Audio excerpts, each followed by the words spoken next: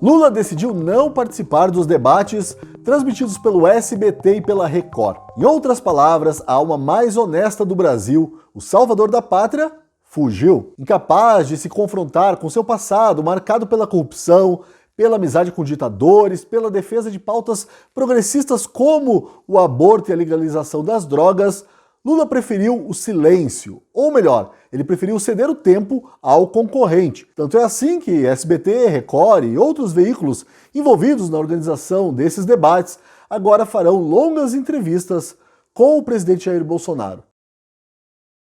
A primeira coisa que eu quero ressaltar nessa história dos debates, ou melhor, da fuga de Lula, é a diferença entre a postura do presidente Jair Bolsonaro e aí desse aspirante a déspota e ex-presidiário Lula. Bolsonaro passou 4 anos fazendo transmissões semanais, as famosas lives das quintas-feiras e falando aos cidadãos no famigerado cercadinho. Já Lula, depois de sair da cadeia, foi incapaz de ter conversas diretas com a população e, claro, fugiu da imprensa, a imprensa realmente livre, como o diabo foge da cruz. Bolsonaro foi sempre muito criticado por sua postura.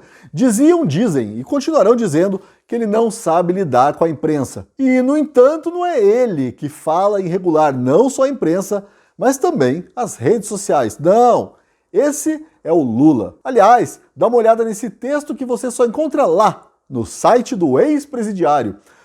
Os intelectuais do PT insistem na mentira e na manipulação grosseira de conceitos simples.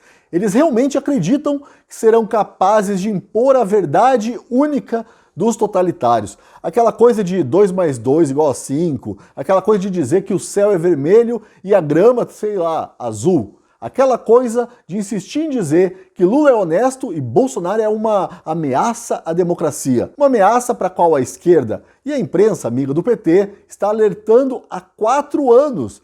Uma ameaça que, ironicamente, está se concretizando por culpa do judiciário comprometido com o progressismo, o esquerdismo, o petismo, o lulismo. Não é mesmo, dona Carmen Lúcia? Não se pode permitir a volta de censura sob qualquer argumento no Brasil.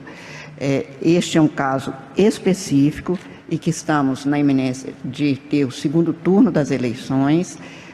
A proposta é a inibição até o dia 31 de outubro, exatamente o dia subsequente ao do segundo turno, para que não haja o comprometimento da lisura, da rigidez, da segurança do processo eleitoral e dos direitos do eleitor, mas eu vejo isso como uma excepcionalíssima e que se de alguma forma, senhor presidente, especialmente o senhor ministro relator, que é o corregedor, isto se comprovar como desbordando para uma censura, deve ser imediatamente reformulada essa decisão no sentido de se acatar integralmente a Constituição e a garantia da liberdade de ausência de qualquer tipo de censura. Tá aí a ministra Carmen Lúcia com a voz hesitante, a expressão meio sorumbática, cheia de dedos para, na prática, criar um estado de exceção no Brasil até o dia 30 de outubro. Traduzindo o que ela fala com tanto cuidado, é que a Constituição proíbe a censura. Mas como é a eleição do Lula que está em jogo, a Constituição não vale até o dia 31 de outubro. Carmen Lúcia foi indicada ao STF por Lula. Lula não vai aos debates no SBT e na Record, mas ele confirmou a presença no debate comandado por jornalistas com os quais se sente, digamos, mais à vontade. Aqui, vale notar que nos últimos dias, a assessoria de Lula, tanto a formal quanto a informal, fez questão de deixar claro que no debate da Globo não será permitido que um candidato toque no outro. Eles querem evitar cenas como essa. É isso.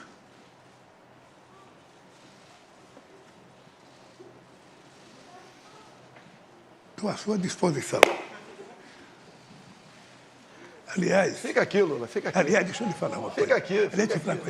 Realmente é um perigo muito grande, não só para Lula, como para a democracia, né? Imagina só se Bolsonaro consegue, com esse tipo de gesto, se livrar da pecha de grosseiro e até de violento. Pior, imagina se o contato físico entre os dois candidatos os transformarem em seres humanos aos olhos dos cidadãos.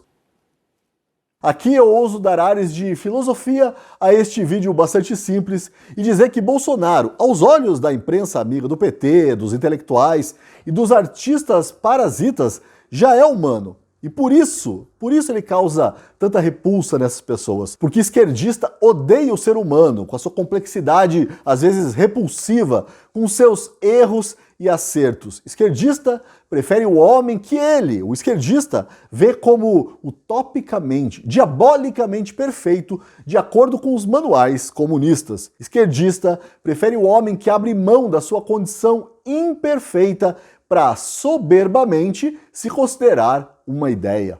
Quando eu resolvi me entregar, eu disse ao povo brasileiro, eu não sou o Lula, eu sou uma ideia já assumida pelo povo brasileiro. Lula é uma ideia, sim, uma ideia fracassada. De volta aos debates, só não resta esperar que no debate da Globo, Lula possa, de fato, esclarecer algumas das muitas dúvidas que ainda estão à espera de resposta. Então vamos a elas. O mensalão, a compra de deputados para que eles apoiassem os projetos do PT, é algo que se enquadra na visão de democracia do PT, Lula? Lula, responda sobre o Petrolão. E mais, caso você seja eleito, Lula, bate na madeira, né? Quem será o seu ministro da Economia? Lula, cite um exemplo de país comunista que deu certo, por favor. Lula, quem você pretende indicar para ministro do Supremo Tribunal Federal? Lula, você se arrepende do desastre Dilma Rousseff? Lula, por que você não condena abertamente a perseguição aos cristãos perpetrada pelo seu amigo Daniel Ortega? Lula, por que você não condena a ditadura do seu também amigo Nicolás Maduro? Lula, se teu governo foi tão bom, tão perfeito, se você cuida tanto assim do povo, por que é que você não recebeu aquele desempregado que ateou fogo ao próprio corpo em frente ao palácio? Lula, por que você não sai às ruas? Por que você não consegue ir nem ali na esquina tomar um simples cafezinho? E, finalmente, Lula, depois de tudo que você já fez, depois de ir preso, depois de fomentar o nós contra eles, depois de construir porto em Cuba com o dinheiro dos brasileiros, depois de viajar ao Congo para aprender a ficar décadas no poder, depois de fazer discurso em cima do caixão da esposa, enfim, depois de tudo isso e aos 76 anos de idade, você não tem vergonha na cara? Eles não querem só nos calar, querem ter o controle da mídia, querem decidir o que você pode falar nas redes sociais. Essa é a hora de nos unirmos contra a censura. A Gazeta está fazendo a sua parte para defender a liberdade de expressão. Faça você também a sua. Precisamos do seu apoio. Você vai comprovar na prática o que é jornalismo feito com a convicção na liberdade.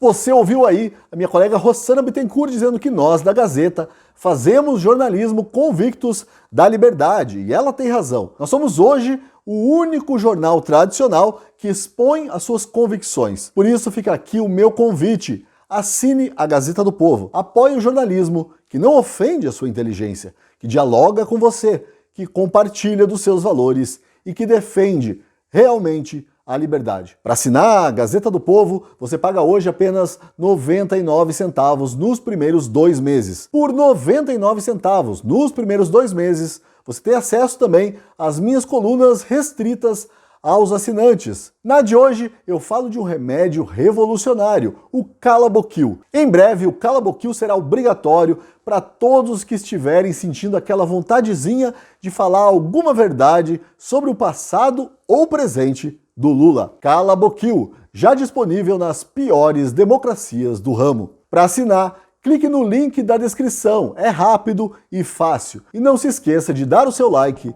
de comentar, de compartilhar e de se inscrever no canal da Gazeta do Povo. Até a semana que vem!